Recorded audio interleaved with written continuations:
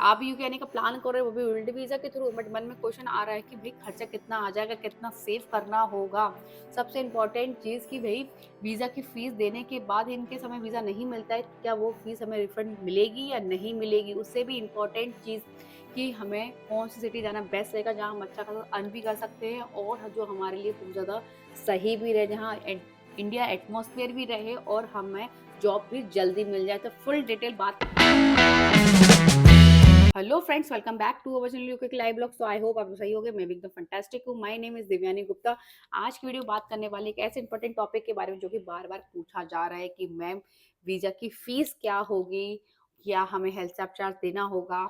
उससे भी इम्पोर्टेंट चीज़, यदि हम वीजा की फीस दे देते हैं और लास्ट में हम रिजेक्ट हो जाते हैं, वीजा में नहीं मिल पाता है किसी कंडीशन से, तो क्या हमें ये फीस वापस होगी या नहीं होगी, और होगी तो क्या करना होगा जिससे मैं ये वीज़ा की फ़ीस वापस हो जाएगी।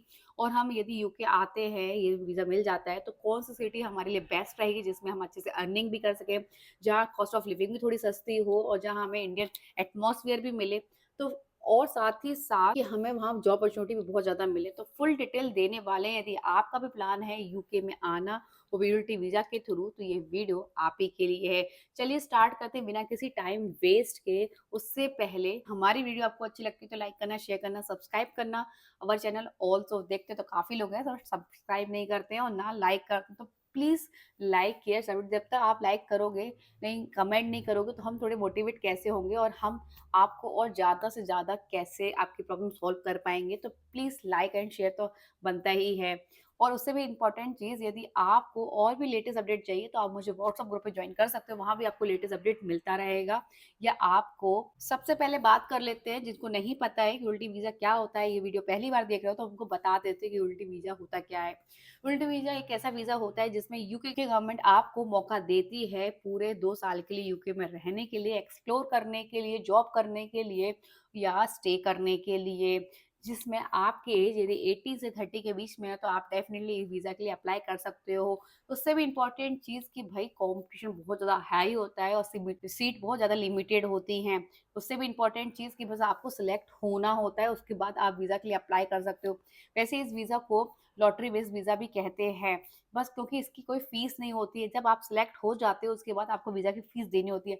उससे पहले आपको वीज़ा की कोई फीस नहीं देनी होती है, इसलिए काफ़ी लोग इसे लॉटरी बेस्ड वीज़ा भी कहते हैं। एक क्वेश्चन जो बहुत बार पूछा जा रहा था कि मैम मैंने वीज़ा की फीस पे कर दी या मैंने हेल्थ चार्ज पे कर दिया, तो क्या जैसे मैं वीज़ा नहीं मिलता है, मैं किसी कंडीशन से उसमें नहीं, मतलब मुझे रिजेक्ट हो जाता हूँ, तो क्या मुझे ये फीस रिफंड मिलेगी या नहीं मिलेगी? तो मैं बताऊँ, वैसे तो ये फीस रिफंड नहीं मिलती है, बट कोई कंडीशन कुछ अलग होता है या कोई केस अलग आ जाता है, तो उस केस में फीस मिलने के चांसेस हैं, बट 100% गारंटी नहीं है कि आपको वीज़ा की फीस रिटर्न मिली जाएगी। इसलिए मैं आपसे यही कहती हूँ कि ये सारे डॉक्यूमेंट्स पहले सही करके चलो, नहीं तो आपको लास्ट मोमेंट में आपका वीज़ा रिजेक्ट हो जाए और आपकी फीस भी चली जाए।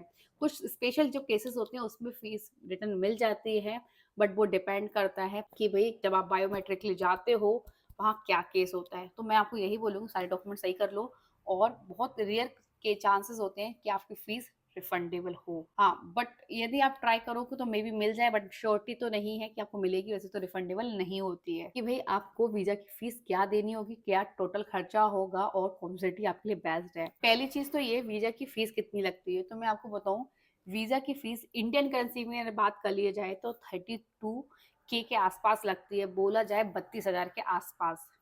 और यदि हेल्थ सब चार्ज की बात कर ली जाए तो इसमें आपको पे करना होगा 1.5 लाख के आसपास, वो भी पूरे 2 साल के लिए। और ये काफ़ी लोग कह रहे थे कि हम यदि हेल्थ सब चार्ज पे नहीं करें तो क्या होगा? तो भई आपको यूके में यदि आना है और रहना है तो आपको हेल्थ सब चार्ज पे करना ही होगा, जिससे आपका जो इंश्योरेंस होता है, जिसमें आप जब यूके आओगे तो आपको एनएचएस में आप रजिस्टर कर सकते हो जीपी से, जिससे आपको ऐसी प्रॉब्लम आती है, कभी आप बीमार हो जाते हो, कुछ भी हो जाते हो, तो उसमें आपका फ्री में इलाज होगा। इसलिए आपको हेल्थ इंश्योरेंस आपको देना ही होगा इनको, वो भी पूरे 1.5 लाख के आसपास, वो भी पूरे 2 साल के लिए। तो बोला जाए वीज़ा की जो फीस है वो 32 के आसपास आपको पे करनी होगी। साथ ही साथ आपको 1.5 लाख के आसपास ये पे करना होगा, तो टोटल खर्चे की बात कर ली जाए तो 1,80,000 के आसपास आपको पे करना होगा। बट ये तो आपको यूके की वीज़ा की फीस और हेल्थ सब चार्ज आपने पे कर दिया। अब इसके अलावा कोई हिडन चार्ज नहीं होता है, बट एक्स्ट्रा खर्चे बहुत होते हैं, जो सुन लो रियलिटी। क्योंकि भई आपको पता होना चाहिए कि छोटे-छोटे खर्चे बहुत ज़्यादा जब आप बाद में काउंट करते हो तो अरे यहाँ भी खर्चा हो गया, यहाँ भी खर्चा हो गया, तो वही वो आप जान लो। पहली चीज़ तो ये जैसे आपने वीज़ा की फीस दे दी, हेल्थ सब चार्ज दे दिया, अब उसके बाद आपको कोई एक्स्ट्रा चार्ज तो नहीं देना, बट आप जैसे टीवी टेस्ट सर्टिफिकेट के लिए जाओगे, तो जो भी उनकी फीस होगी, जैसे किसी की 2000 होती है, किसी की 2500 होती है, किसी 1000 होती है, वो डिपेंड करता है। जैसे मैंने अपनी जब टेस्ट कराया था टीवी सेट सर्टिफिकेट, तो मुझे 1500 के आसपास देना पड़ा। बट मैंने जब अपनी डॉटर का करवाया, तो जब हालाँकि मैंने अपने दूसरे हॉस्पिटल में करवाया था, अपनी डॉटर का दूसरे हॉस्पिटल में करवाया था। तो भई वहाँ जाके हमें फीस 2500 देनी पड़ी। तो भई उसमें 1000 का डिफरेंस आ ही गया। तो एटलीस्ट मान के चलते हैं, एवरेज लेके चलते हैं, तो 2000 आपको वहाँ पे करना ही हो। उसके अलावा आपको फ्लाइट का टिकट देना होगा। यदि आप विंटर में आ रहे हो या आपने यदि आप विंटर में आ रहे हो, तो भई बहुत ज़्यादा आपको जैसे हॉलिडेज़ के टाइम पे आप यूके आओगे, तो जो फ्लाइट के जो टिकट्स हैं वो बहुत ज़्यादा बढ़ जाते हैं। सपोज़ करो कि आप ऐसे यहाँ हॉलिडेज़ नहीं है, उस समय आते हो, तो आपको इतना पे नहीं करना होगा। एटलीस्ट एवरेज आप मान के चलो फ्लाइट का खर्चा, वो 40 से 50,000 के आस-पास। इन केस यदि आप आ रहे हो यहाँ हॉलिडेज़ के टाइम पे, तो ये आपको जो फ्लाइट का खर्चा है, वो एटलीस्ट आपको कराना पड़ेगा 60 या 70,000 के आस ये रियलिटी है। नहीं तो आप लोग बोलो कि यार काफ़ी लोग तो बोल रहे थे कि ना फ्लाइट के खर्चे तो फ्लाइट के जो टिकट्स हैं, वो सस्ते में हो जाते हैं। मैं आपको बट रियलिटी बता रही हूँ।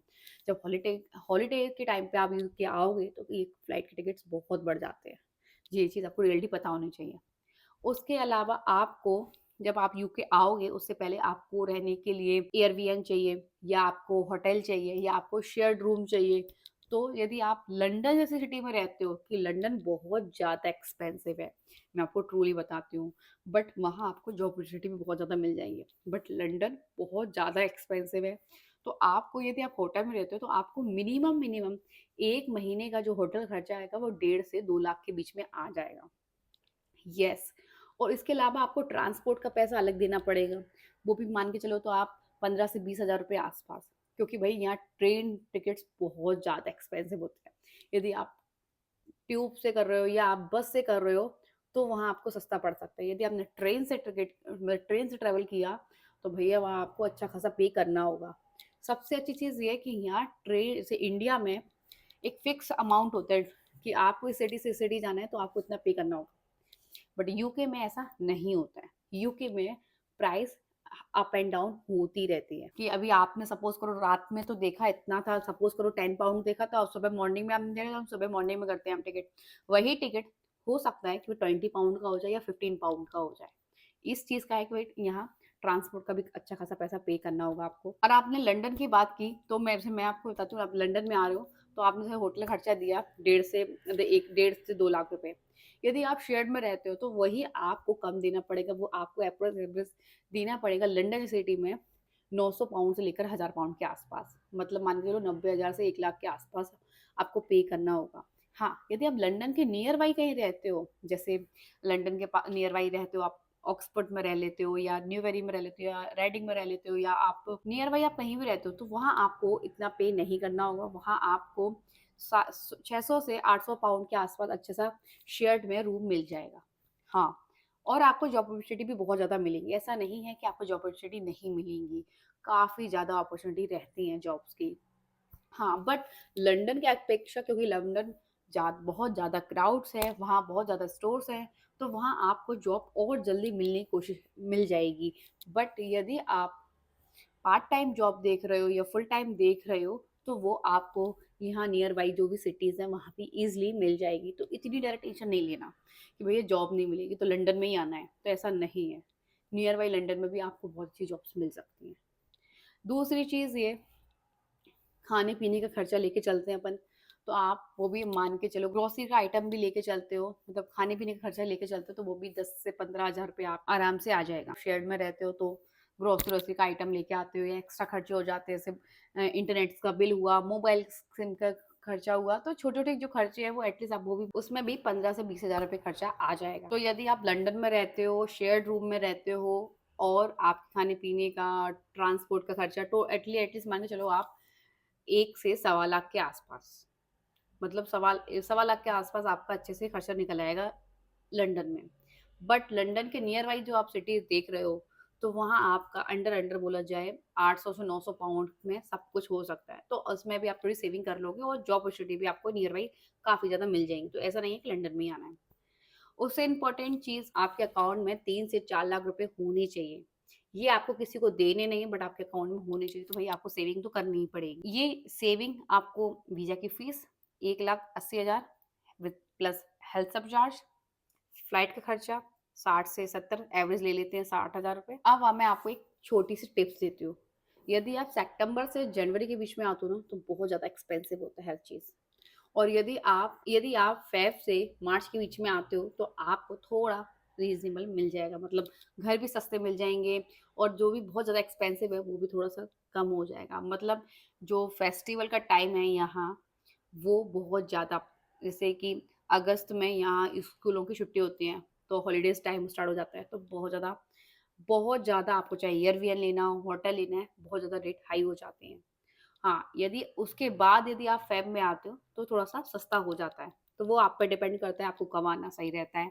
यदि आप 2 चीज़ और है, मैं इसमें बता देती हूँ। विंटर में आते हो, जॉब अपॉर्च्युनिटी भी बहुत ज़्यादा मिल जाएँगी। वो आप पे डिपेंड करता है, आपको कब आना है। तो भई टोटल खर्चे की बात कर ली जाए, तो टोटल खर्चा आपको मैंने सबको लिस्ट बता दी, तो एटलीस्ट मान के चलो 5 से 6 लाख रुपए।